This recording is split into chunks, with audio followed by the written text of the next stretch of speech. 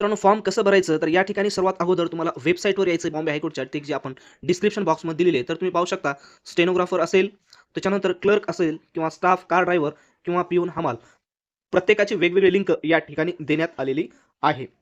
तर आपण या ठिकाणी पाहूया क्लर्क या पदासाठी अप्लायवर तुम्हाला या ठिकाणी क्लिक करायचं आहे. जसंही तुम्ही मित्रांनो या ठिकाणी अप्लाय या बटनावर क्लिक करणार अशा पद्धतीचं पेज तुमच्या समोर ओपन होणार. यामध्ये तुम्ही पाहता 4 ऑप्शन होम रजिस्ट्रेशन आहे, फाइंड युअर रजिस्ट्रेशन आयडी आणि प्रिंट ॲप्लिकेशन. तर सर्वात अगोदर तुम्हाला या ठिकाणी क्लिक करायचं आहे रजिस्ट्रेशनवर.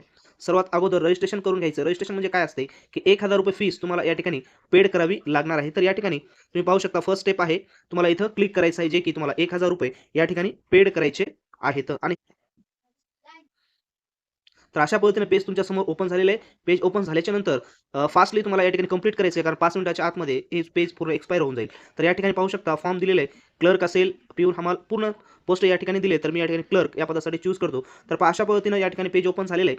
तर या ठिकाणी तुम्हाला काय करायचं आहे first name, middle name, last name, mobile number, email ID, date of birth आणि ॲड्रेस व्यवस्थित संपूर्ण या ठिकाणी तुम्हाला फिल करायचं आहे. त्याच्यानंतर एक्झामिनेशन फीस या ठिकाणी ऑटोमॅटिक आलेली आहे. अशा पद्धतीनं इथं तुमचा मोबाईल नंबर, ईमेल आयडी आणि या बॉक्समध्ये क्लिक करायचं आहे. कॅप्चा इथे तुम्हाला सबमिट करायचं आहे आणि त्याच्यानंतर इथं नेक्स्ट बटनावर तुम्हाला क्लिक करायचं. आता नेक्स्ट बटनावर क्लिक केल्याच्यानंतर पुढची प्रोसेस काय आहे पहा या ठिकाणी. मित्रांनो पुढच्या प्रोसेससाठी पुन्हा तुम्हाला त्या पेजवर यायचं आहे आणि पेजवर आल्याच्यानंतर पुन्हा अप्लाय ऑनलाईनला तुम्हाला क्लिक करायचं आहे. जसंही तुम्ही पुन्हा अप्लाय ऑनलाईन क्लिक करणार या ठिकाणी तुम्हाला काय करायचं आहे रजिस्ट्रेशनवर तुम्हाला क्लिक करायचं पहा या ठिकाणी. रजिस्ट्रेशनवर क्लिक केल्याच्यानंतर अशा पद्धतीनं या ठिकाणी तुमच्यासमोर पूर्ण फॉर्म आता ओपन झालेला आहे. तर पहा या ठिकाणी सविस्तर माहिती काय-काय देण्यात आलेली आहे. तर तुम्हाला स्पष्ट सांगितलेलं आहे कोणत्याही एका बँकसाठी तुम्हाला अप्लाय करायचं आहे. बॉम्बेसाठी करा, नागपूरसाठी करा किंवा औरंगाबादसाठी करा. त्याच्यानंतर इथं तुम्हाला काय करायचं पूर्ण माहिती तुमची फिलअप करायची आहे. यामध्ये तुमचं फर्स्ट नेम, मिडल नेम आणि last name as it is टाकायचं आहे ज्या पद्धतीने 10वीच्या मार्क मेमोवर त्या ठिकाणी आहे. इथं तुम्हाला ॲड्रेस फिलअप करायचा आहे संपूर्ण. पिन कोड टाकायचा आहे. त्याच्यानंतर इथं आधार नंबर टाकायचा आहे. त्याच्यानंतर ईमेल आयडी व्यवस्थित टाका, मोबाईल नंबर टाका, जेंडर टाका, त्याच्यानंतर कास्ट असेल तर कास्ट टाका, डेट ऑफ बर्थ टाका, लग्न झालेलं आहे किंवा नाही ते टाका आणि प्लेस ऑफ बर्थ. त्याच्यानंतर इथं देण्यात आलेलं आहे पहा, काय सांगण्यात आलेलं आहे.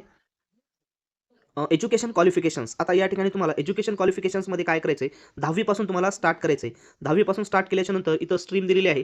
तर रेग्युलर करू शकता किंवा एस-एस-सी करा.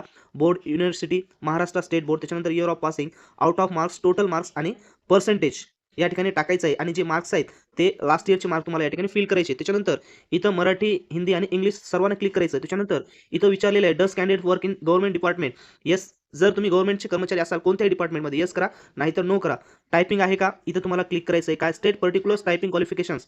आता यस केल्याच्यानंतर अशा पद्धतीनं फॉर्मॅट या ठिकाणी तुमच्यासमोर ओपन होईल. आता ह्या ठिकाणी व्यवस्थित तुम्हाला फिलअप करायचं. यामध्ये काय काय फिलअप करायचं पाहू शकता. यामध्ये तुम्हाला नेम ऑफ कोर्स, सर्टिफिकेट, कोण इश्यू केलेले मार्क्स तुम्हाला या ठिकाणी फिलअप करायचे आहेत. त्याच्यानंतर इथं पाहू शकता ग्रेड वगैरे तुम्हाला या ठिकाणी टाकायचं आहे. त्याच्यानंतर डेट ऑफ पासिंग ही व्यवस्थित तुम्हाला पासिंग डेट टाकायची. जर यामध्ये काही मिस्टेक झाली असेल तर त्या ठिकाणी फॉर्म तुमचा हा रिजेक्ट होऊ शकतो. अशा पद्धतीने तुम्ही या ठिकाणी सिलेक्ट करू शकता 40, 50, 60 जे तुमच्याकडे टायपिंग असेल 40 असेल 40 घ्या, 50 असेल 50, 60 असेल 60. त्याच्यानंतर इथं पर्टिक्युलर कोर्स एम-एस-सी-आय-टी येस करा. या ठिकाणी जे कोर्स आहे आता इथं कंपल्सरी एम-एस-सी-आय-टी दिलेले तर तुम्ही या पद्धतीने इथं कोणतेही कोर्स तुम्ही चूज करू शकता. एवढे कोर्स या ठिकाणी अवेलेबल आहेत. यापैकी कोणतेही कोर्स तुम्हाला चूज करायचे. कोर्स चूज केल्याच्यानंतर संपूर्ण डिटेल्स तुम्हाला या ठिकाणी फिलअप करायचे. त्याच्यानंतर इथं पाहू शकता टेक्निकल आहे का नो. त्याच्यानंतर